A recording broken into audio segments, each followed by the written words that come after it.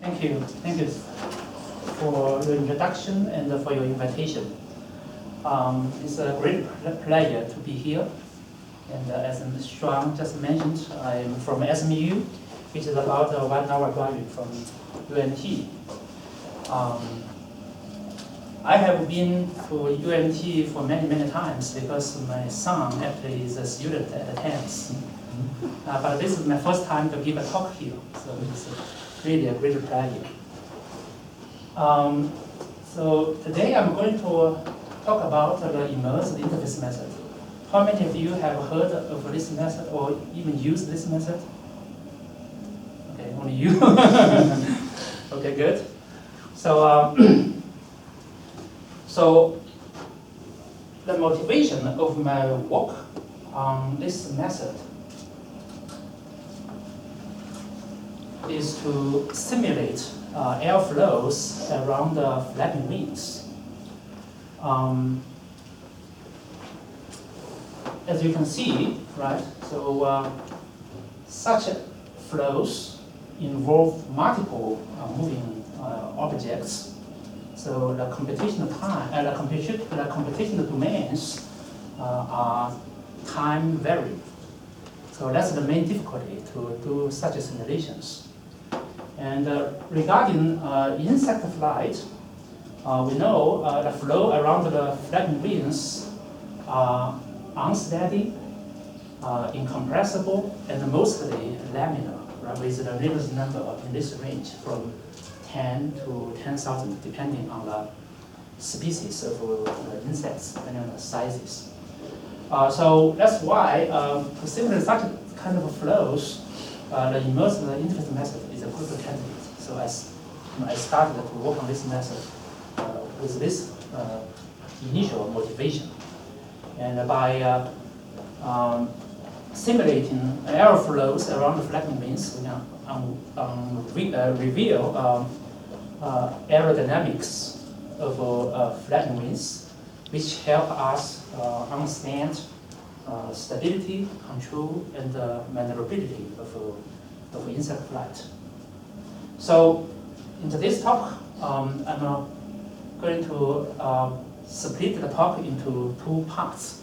In the first part, I'm going to give a short tutorial about the immersed interface method, because most of you have never heard of this method.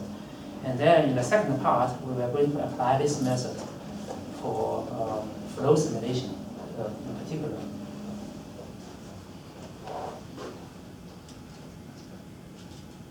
So before I move on, as you can see, right, so actually this is the vortex structures around the flapping wing obtained by this method.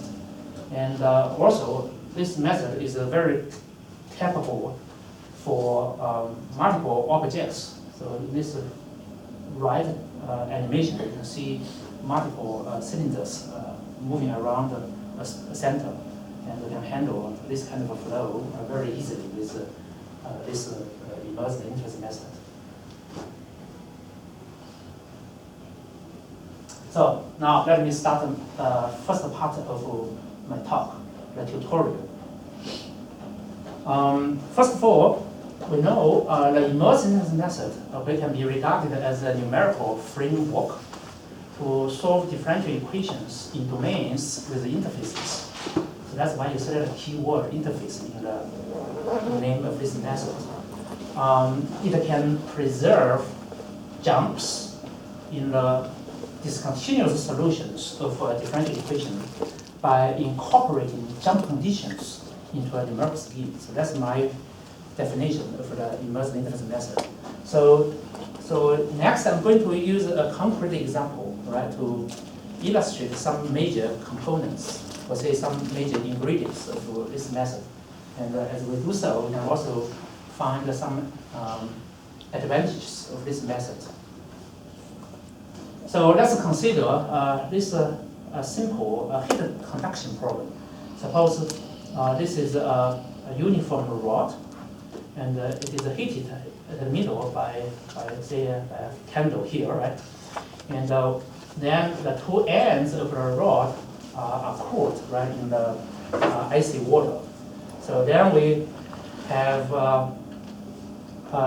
initial boundary value problem to model the heat transfer in this rod, or say to model the temperature diffusion in this rod. So to simplify things, so we only consider a steady state solution. So if the heat conduction is steady with no change in time, then this problem can be modeled by this boundary value problem, right? So in this boundary value problem, U actually is the temperature diffusion along the rod. And as you can see, right, so we use a delta function to model this concentrated heat source at the middle of this rod, because we can regard the heat is pumped into this rod, right, at one point, okay, in an ideal situation here. And also, as you can see, the temperature at the two ends of this rod are fixed to 0. So we have this boundary value problem. So regarding this boundary value problem, and obviously we know, right? So we know we have at a steady state we have a constant heat flux, right, to the left and to right from the center of this rod. So that's why you can model the first derivative of the temperature, which is really like heat flux, right, as a step function like this. So if you integrate this ODE, you can get this result here. So du dx is a negative h of x plus arbitrary constant c, right, like that. Now, so obviously, as you can see, the heat flux is not continuous at the center of this rod because of the concentrated heating over there. So we have jump discontinuities in the first derivative of this diffusion. And in this particular problem, temperature, of course, could be continuous. So the jump of the temperature at the center should be 0. So we define the jump using this using a pair of square brackets. So this notation denotes the jump of u, right? So it's u at 0 plus minus u at 0 minus, and in this case it's 0. And so obviously, probably you can immediately see the solution. We'll say the temperature diffusion in this case. So we have a linear profile, right? To the left of the center and to the right of the center, right? And this linear profile, obviously, so because of the boundary conditions, right? So we have 0 temperature at the two ends like that.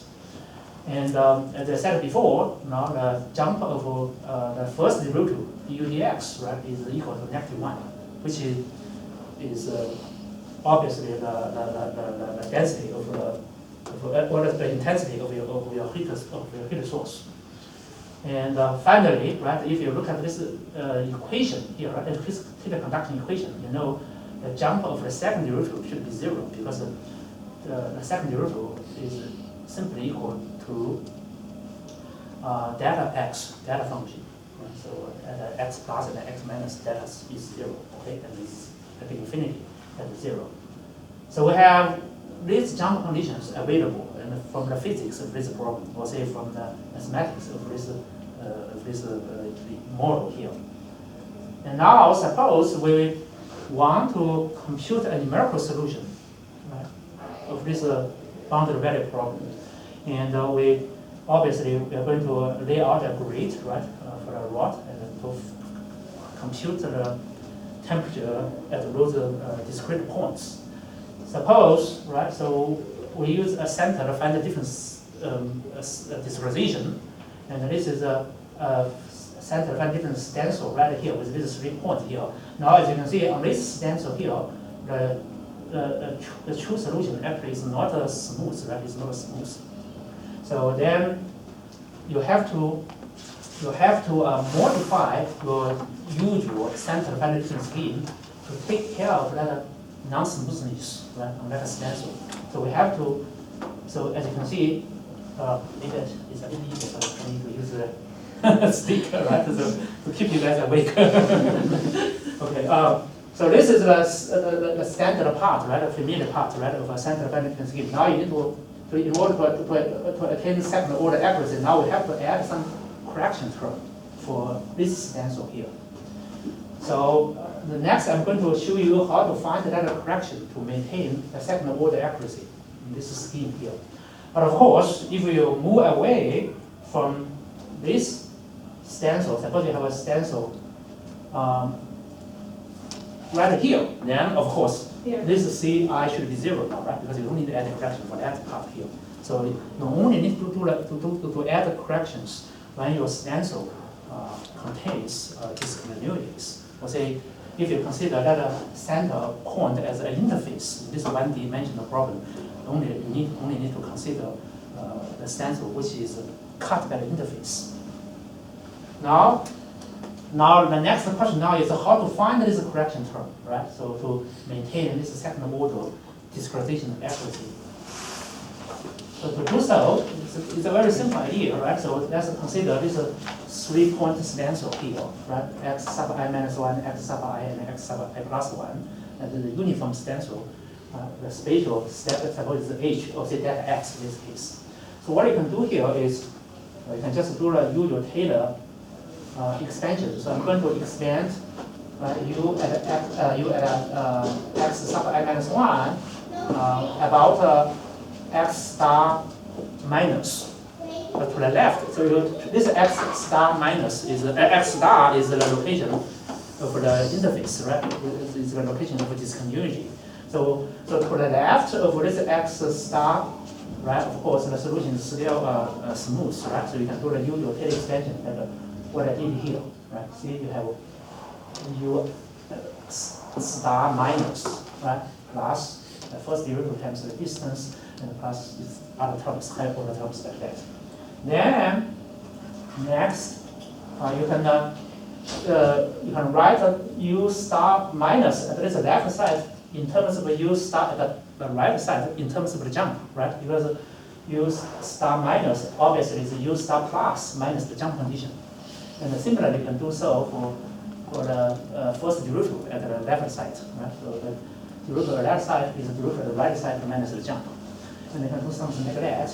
Then, okay, so now you can continue to do Taylor expansion. Now what you can do here is, so now this u star at the plus side is to the right of this guy. Now you can do the expansion about x ui at the xi location now, right? Because again, the solution is smooth to the right of that point. And so you can do the Taylor expansion for that. And similarly, you can do the Taylor expansion for the first derivative at the right side of ux x star about this xi now. So there you can, for the Taylor expansion of ui plus 1 about ui, that's regular because we don't have any discontinuities right, on that, between these 2 points. So then you just do usual expansion as before. Then you can plug in all these expressions into this finite difference scheme. Then you can crank out a contribution from all these jumps, right? As you can see, right? You still have the usual terms, and by doing so, you can find out that correction you should add to maintain this second order accuracy is in terms of all these jump conditions, including the jump of the function, was it u itself, the first order derivative, second order derivative, as well as the third order derivative, if I want to maintain the second order accuracy. This is discretization here. Is this clear to you? Okay. So now, so of course, when you discretize your whole domain, right? So you can set up a linear system to solve the discrete temperature at all these grid points. So at the end of the day, you end up with a linear system, right? To solve for your temperature distribution. So which can be written as B equals AU plus C, right? So so this B obviously corresponds to the right-hand side of your differential equation, of your equation, right? This value dx. In this case, it's just a 0 because it's delta function, right? And then, as you can see, this coefficient matrix A obviously is determined by this standard finite difference scheme. So in this case, it's just a tridiagonal matrix, as you can see, right? So it's 1, negative 2, negative 1, like that, right? And then we do have an actual term C comes from that correction, which involves all the jump conditions at the interface. So if you know those jump conditions, then you can move this C to the other side. It's just the effect of your interface actually appears at the right. In this case, actually, the left-hand side of your linear system, right? So it's something equals AU. And it turns out your coefficient matrix A is just a standard coefficient matrix with no structure change. So that's a big advantage when you apply the immersive method if you know all these jump conditions, because you can still use the standard fast linear solver to solve your linear system. So to summarize, so as you can see, right, we can achieve second order discretization across the interface in this case, even though we have discontinuities. And also, by incorporating those jump conditions into the finite difference scheme, we can preserve jump discontinuities in a solution. And finally, as I mentioned, right, so we have the same coefficient matrix as the corresponding non-interface case to allow for faster linear solvers toward a high efficiency of this method. So we can get a desired accuracy, and we can also have high efficiency. So that's my first part of the talk. Now let's move on to my second part. So we're going to consider, right, an immersed interface method for flow around moving complex geometries. So in this case, so the idea actually is similar to the tutorial toy problem. So when we consider flow around moving objects, flow around moving objects. So basically we can, so this is a Navier-Stokes equation, right, to describe the velocity and the pressure field around the objects. So what you can do here is we can model the effect of the object as a singular forcing term. Right? This looks like, for example, we know, for example, if you have a static ball and you consider flow passing a static ball, we know the flow must have a no slip, no penetration boundary condition on the wall of this ball.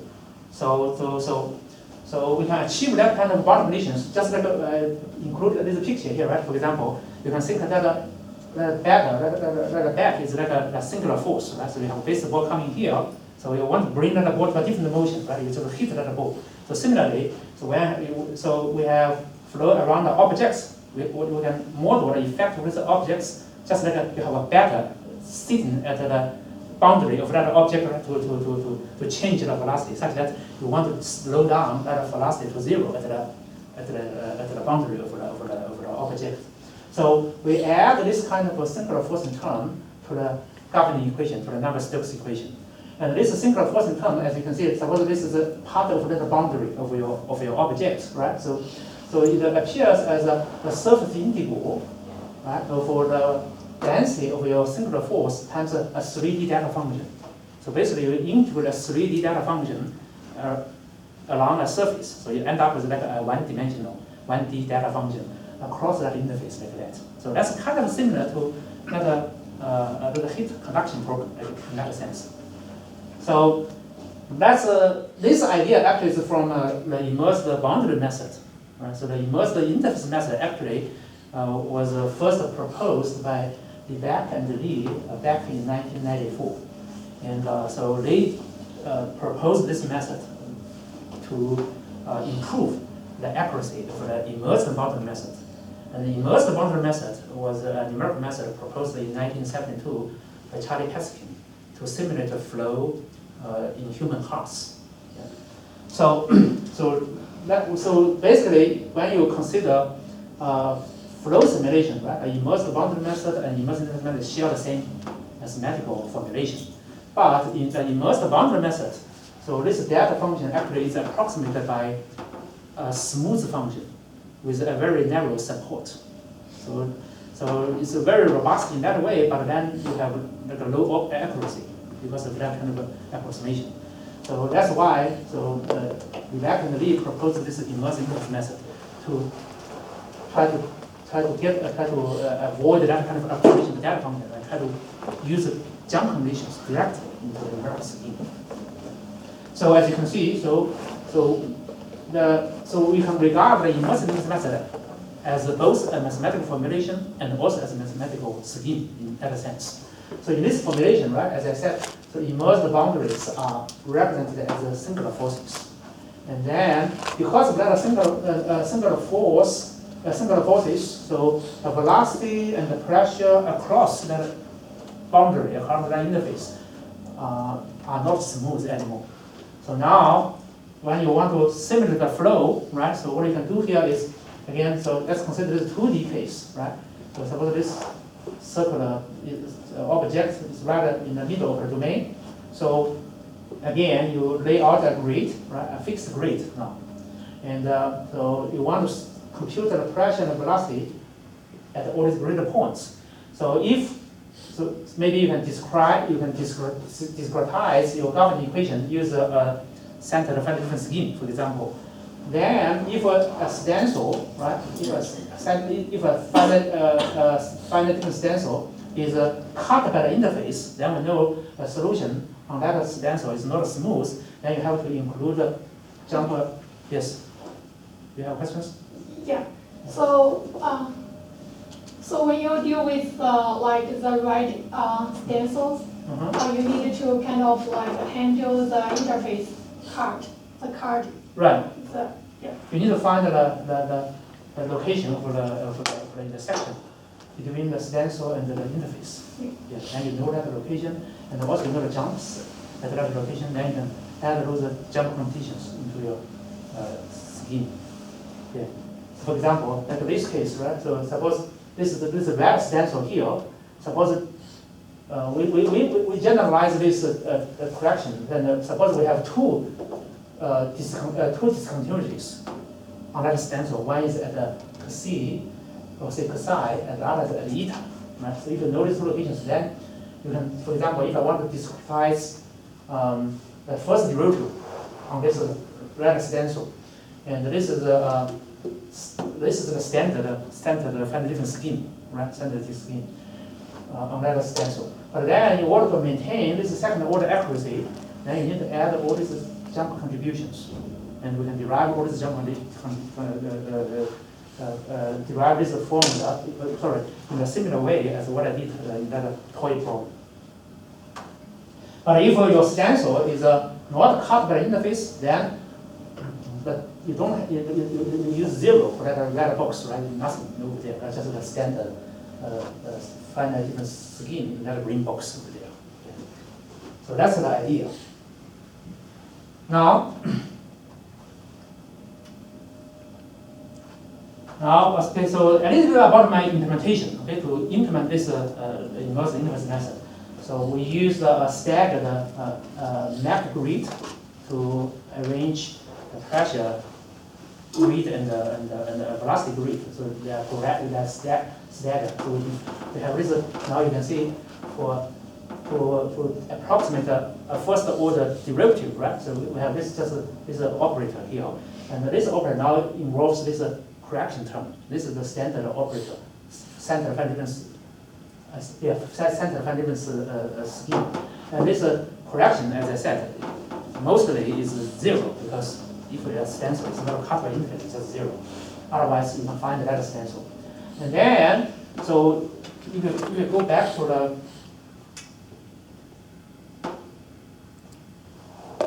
this equation now, you can discretize this momentum equation, right? And so at the end of the day, you end up, so you discretize in space, right? On a grid. So you end up with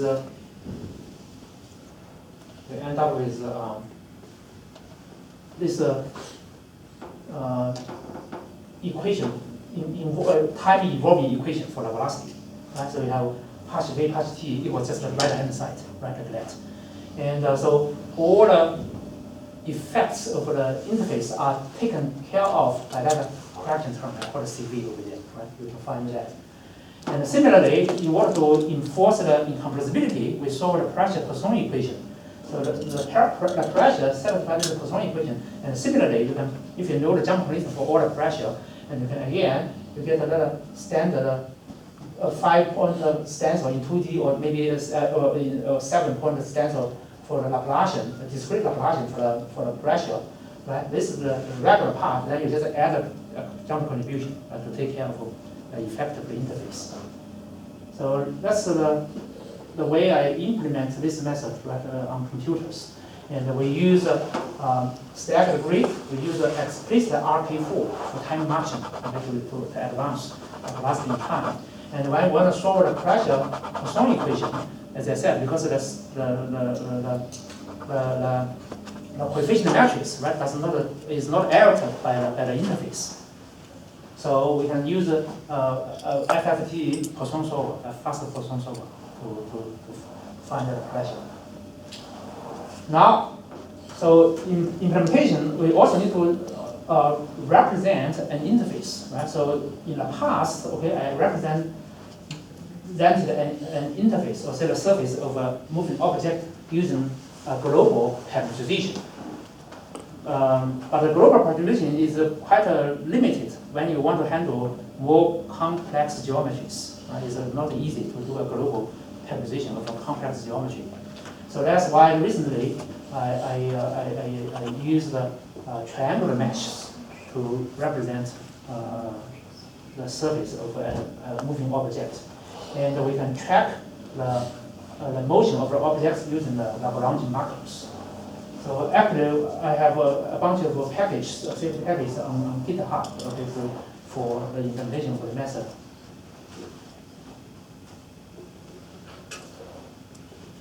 So as I already mentioned, so for example, if I want to consider flow passing a cone, right? It's very hard for you to do so using global parameterization to represent this geometry here, or maybe this non-smooth geometry like a cylinder or like a cube like that. But of course, if it's a sphere, you can use global parameterization, right? It's just the altitude and the longitude, right? That's kind of straightforward. Or if you have a donut, then you can do a global parameterization easily because of the smooth surface. But in order to handle more complex geometries, so we want to use a triangular mesh. So obviously, so to make the method work, I think a key component is to find all the necessary jump conditions, right? Such that you can incorporate those jump conditions in your numerical scheme. So next, so I'm going to focus on how to find all the jump conditions. So this is a summary page. So basically now we have a triangular mesh to represent an interface, or say the boundary of an object. And so first of all, we can, so if you want to simulate the flow on a Cartesian, like a fixed Cartesian grid, we need a so-called Cartesian jump conditions, as you can see, because we describe the discretized equations, right? Horizontally, vertically, like along those Cartesian grids, along Cartesian grid lines. So we need such jump conditions. I call them Cartesian jump conditions. Like for example, when you consider pressure, we need a partial P, partial X, I, partial P, partial X, partial P, partial Y, partial P, partial J, partial Z, right? We need to know all these first order partial derivatives. The jump condition for first order partial derivatives. And also we need to find all the second jump conditions for all the second order partial derivatives. So those are partial derivatives with respect to Cartesian variables, right? X, Y, and Z. But in practice, we can find the so-called principal jump condition from the formulation, or say from the physics of the problem. Okay, so I call these jump conditions the principal jump conditions. When we consider pressure, we say the jump condition of pressure itself, the jump condition of the normal derivative of pressure, which is the derivative of the pressure along the normal direction of the interface. And finally, the jump condition of the Laplacian of the pressure. So this, if we know these three principal jump conditions, I can show you. We can find all the required Cartesian jump conditions. We have three first order Cartesian jump conditions. We have this. We have in 3D we have how many? 9. Not 6. Oh, 6. Yeah, 6 because the mixed partial equality, right? Yeah. Okay. So to compute the Cartesian jump conditions from principal jump conditions, my idea here is to try to do this kind of computation from left to right using a triangular panel, such that we can do such computation locally. I try not to use all the information from other panels, right? So that will simplify the implementation. So we try to find all these Cartesian jump conditions locally on each triangular panel, where principal jump conditions, except the jump of P itself, okay, are also locally computed. So what does that mean? So I will show you. So basically now I'm going to, first of all, I'm going to show how to find these principal jump conditions locally. And we can do so except for this jump of pressure. And I will show you the jump of pressure actually cannot be computed locally. We have to use the information on all the grid points of the mesh. So let's go back to our formulation, right? So we have a Navier-Stokes equation. This is the momentum equation here. I add two terms. So this one is the singular force, right? I showed you before, right? To represent the effect of this interface, right? So we need to make sure we can achieve the desired boundary conditions at the interface. If the interface is static, then we have zero velocity at the interface. If the boundary is moving, the flow at the interface moves with the same speed, the velocity as the boundary itself. And we also add a body force term, this Q over there. So this Q actually is a piecewise body force, and it is non-zero only inside the interface. And we don't want to change the flow outside the interface. So this Q should be zero outside the boundary. Okay. So in this case, we basically the effect of a moving solid, or say an object, right, is taken care of by these two terms. And so really the object now is treated as the same fluid now. So we have a fluid inside and outside, same fluid. But we do have a body force applied to the fluid inside the interface. And also we add some singular force at the interface, such that so when you consider the flow outside the interface, the flow sees the interface and as it sees an object over here. Right? So basically, the effect of the whole object now is modeled by a singular force in turn, just like the beta, right, to hit the flow particle. And also we want to bring the flow inside the interface to the so-called analytical rigid motion, because we know in practice when a rigid object moves around, so that velocity field actually is known to us. So the purpose of this body force here is to make sure we can enforce the flow inside the interface, because now everything is fluid now. We want to make sure the flow inside the interface actually is just like a rigid motion of the solid, like that. If it's rotating, it also rotates, right, with the same angular velocity, with the same moving speed, like that. So with this formulation here, first of all, you immediately know the jump of the gradient of pressure actually is equal to the jump of this viscous term, right? 1 over the Millican number and the Laplacian of the velocity. Why? Because, sorry, I missed one more. Plus the jump of Q. The Q is discontinuous. I missed that one. Maybe I will recover that later. So why that's the case? Because first of all, when you consider the flow, the velocity actually is continuous, just like the temperature in that toy problem. So the velocity temperature is continuous, and this left-hand side we know is the material derivative, right? It's basically just the acceleration. So if the velocity is continuous, the acceleration is also continuous. So that's why the jump of this left-hand side is zero. Then if you consider the jump of this equation, right? You see you get this formula. This is a fundamental relation for us to derive what is the principal jump conditions. So now for the velocity, right, we have the following principal jump relation for the velocity. So as I said before, the jump of the velocity is 0.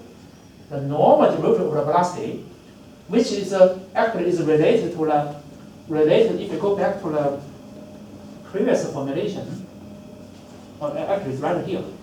So this jump of the jump of the normal derivative of the velocity actually is related to the tangential component of this force density in this singular force formulation here. But I didn't write that down because that's not very important.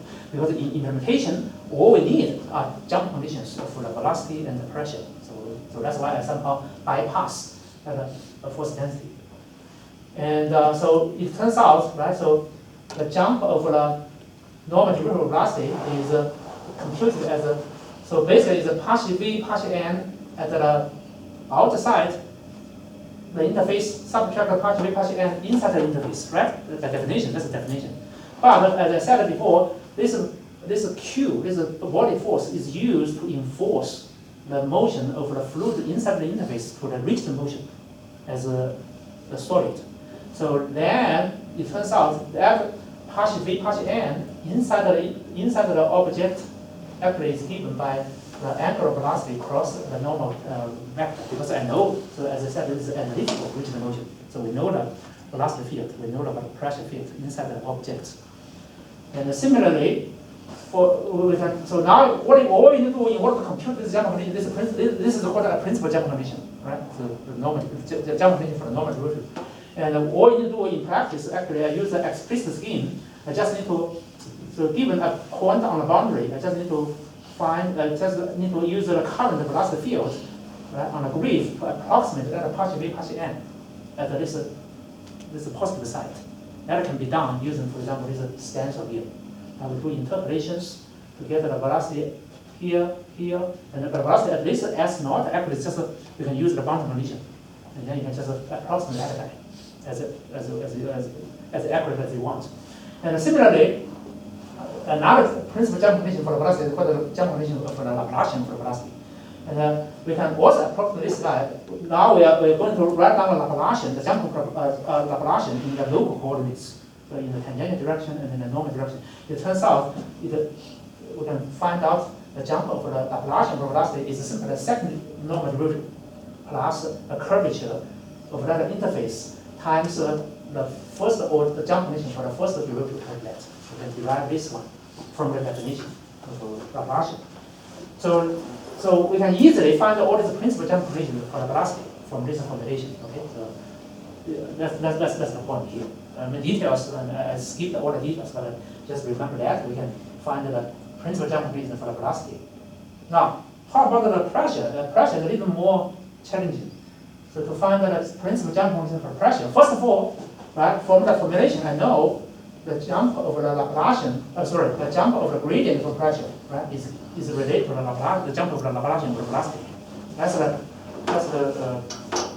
the starting, the fundamental relation I mentioned before, but I forget, you should add the jump of Q, okay? So maybe I should fix that later. So then, right, so this guy, we already know, right? We can approximate the jump of the Laplacian of the velocity, right? We know that. And the jump, by the way, the jump of Q actually is known to us, is analytical, because we know what kind of Q you should add inside the interface to achieve the rigid motion, and the Q outside is just 0. You can find that jump of Q from the analytical expressions. So with that, we have taken care of the jump condition of the gradient of pressure. Then you can just simply dot product both sides with the n, right? Get the partial n. Jump the normal. This is the principal jump condition, right?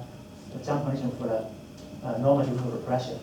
But now I didn't I didn't forget that, right? You see that? You have that. The jump of Q dot n, Qn. Okay. Now how to get the Laplacian for the velocity? To get the Laplacian for velocity, you just take the Laplacian equation for the pressure, the Poisson equation for the pressure. Then you just look at from that equation, you can easily know the jump of the Laplacian for the pressure is just the jump of that right-hand side. You can compute the right-hand side. So that is actually quite straightforward. The only difficulty is for the jump over the pressure itself.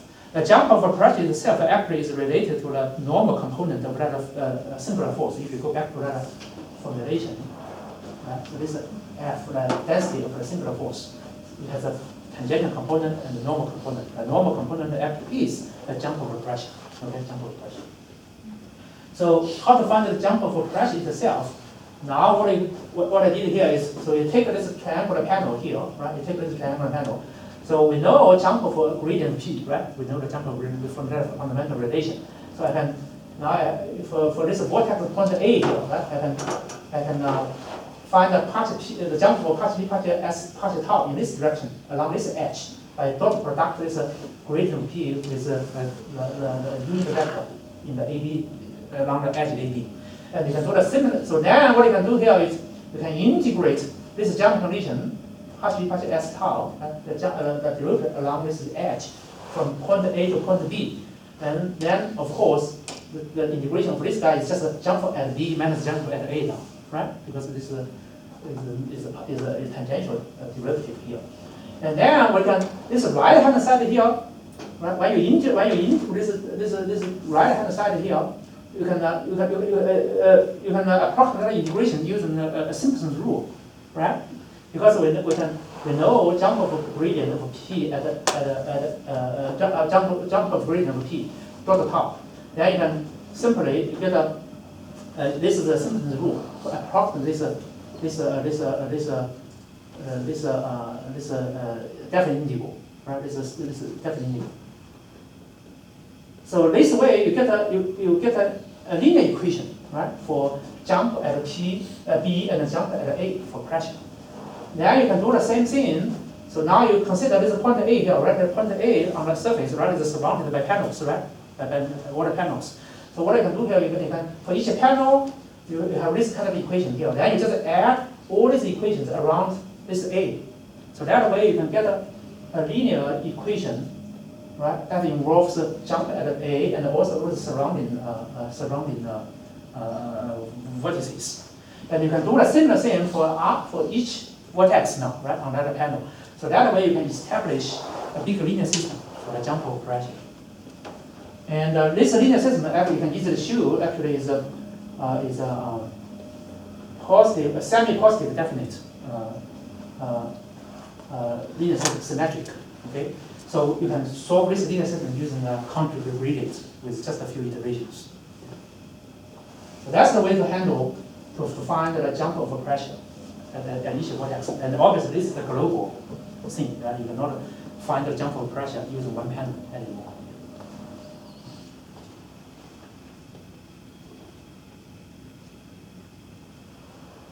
Okay, we started at 4, right?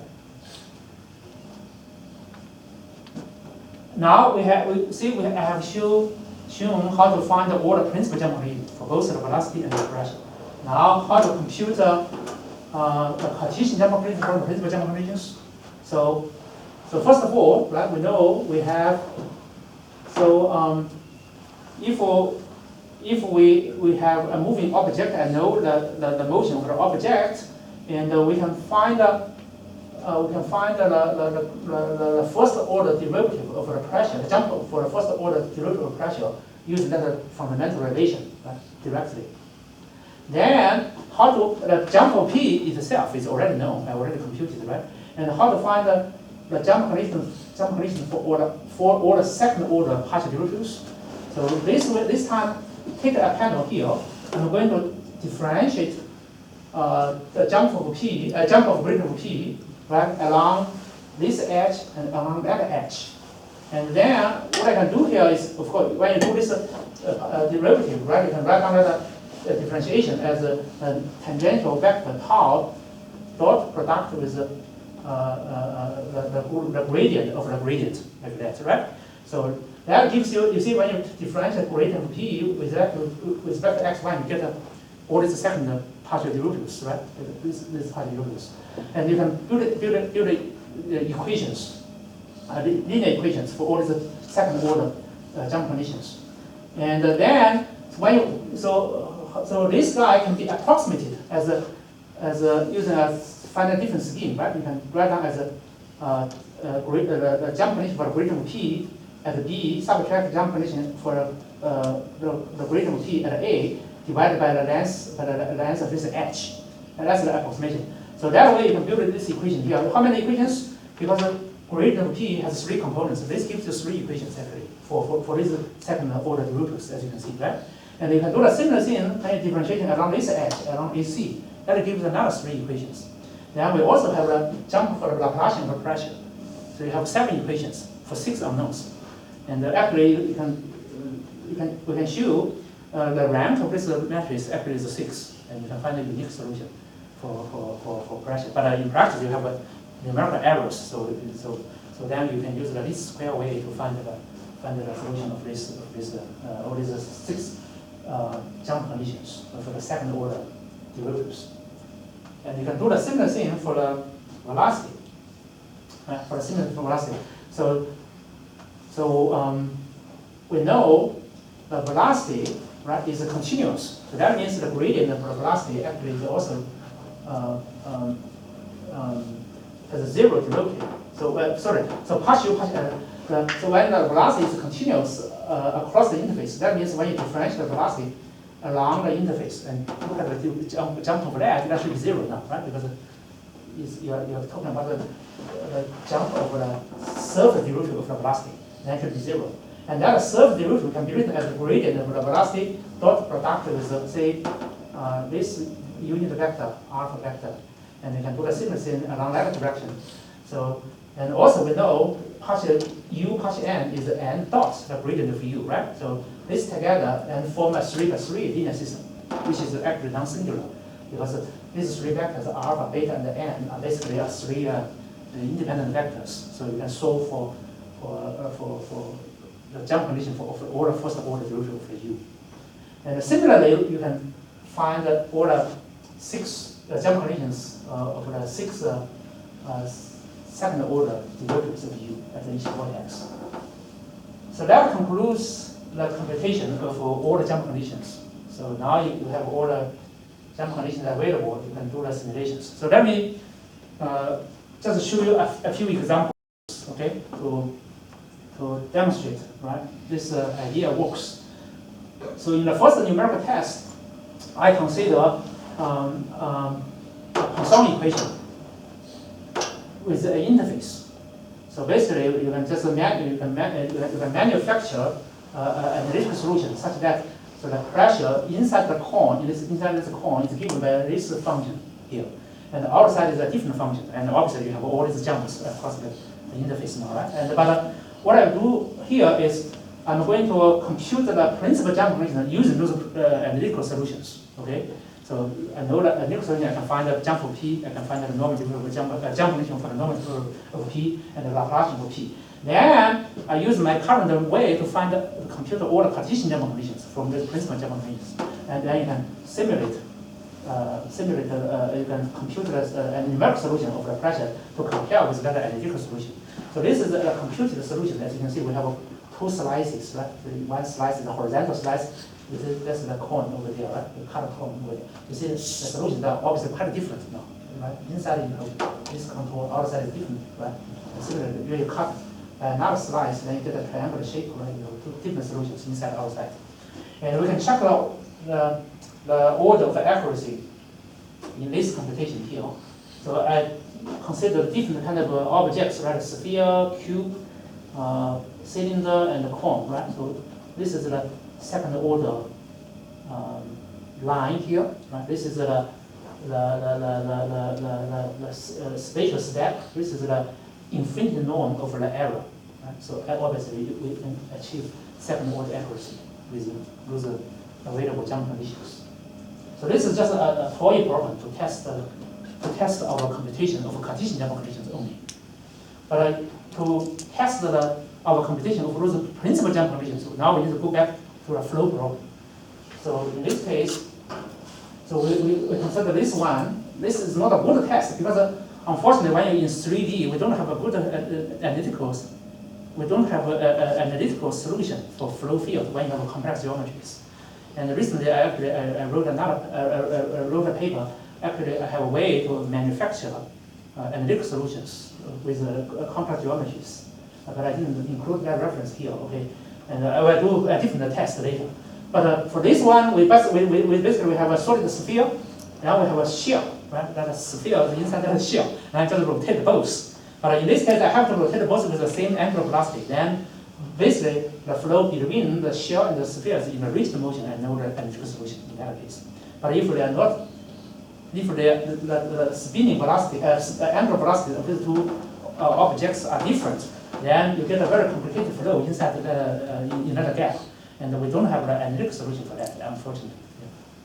Yeah. And so in this case, we can, so in this case, because it's just a rigid motion, so the velocity actually is in a linear profile, as you can see. The pressure is like a quadratic in this case. So I think it's not a good test for the accuracy of the velocity, because actually, by my expectation, the order of conversion should be 2, but actually get much higher than that, because the profile of the velocity is linear.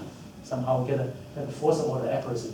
But the pressure, right? So the pressure I think is only first order in this case.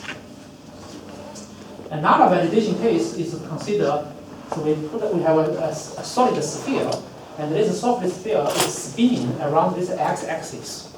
And if the domain is large enough, actually, this kind of the flow outside of the sphere actually has the so-called ring vortex. And so this is just one slice. Do you see this kind of circular motion here? Right? So this is true for any slice through the rotational axis. You have that kind of like a ring vortex like that. And people care about the location of this, there is a center of this vortex here. So we can use that angle theta to indicate the location. So we consider different Reynolds numbers and compare our results with some previous calculations. And I think we have achieved a good agreement. For example, when Reynolds number is 20, my current results that angle is 62 degrees, about 63 degrees, and the others are also about that.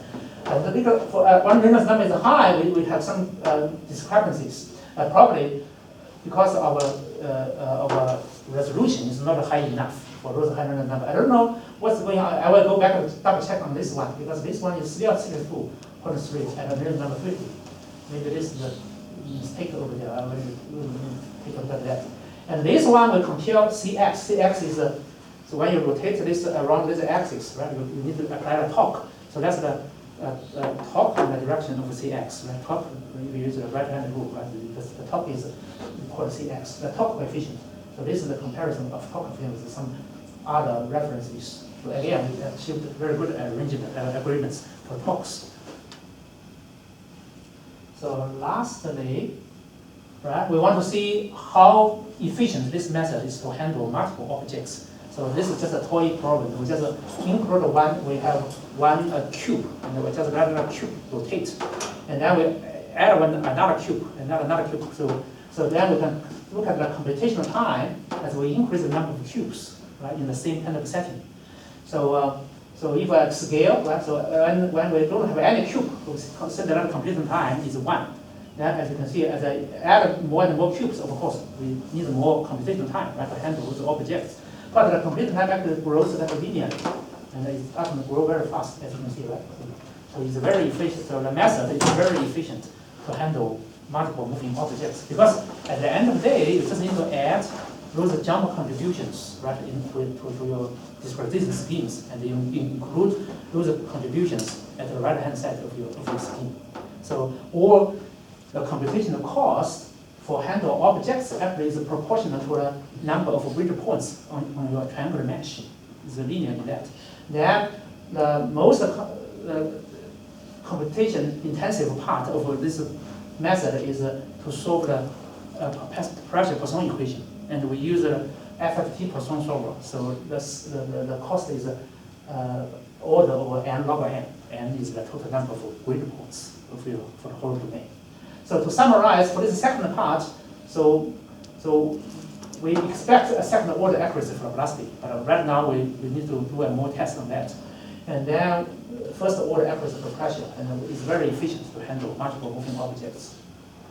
And also, a very good advantage here is when you have this boundary, with this kind of a method here, when you increase the Reynolds number, the method is very stable. So it is an explicit scheme, but it's a very stable at high Reynolds number. So we can handle high Reynolds number. And we can also, it's very robust to treat non-smooth complex geometries. Actually, we did a toy problem. We have this rabbit here with a triangular mesh, and we just simply flow passing this rabbit here. We can handle this kind of flow. And actually, this flow we can set the Reynolds number very high, even though you cannot resolve all the details, but the simulation is still stable. So with that, I'm done with my talk. I used about 1 hour. Thank you for your attention. Any questions?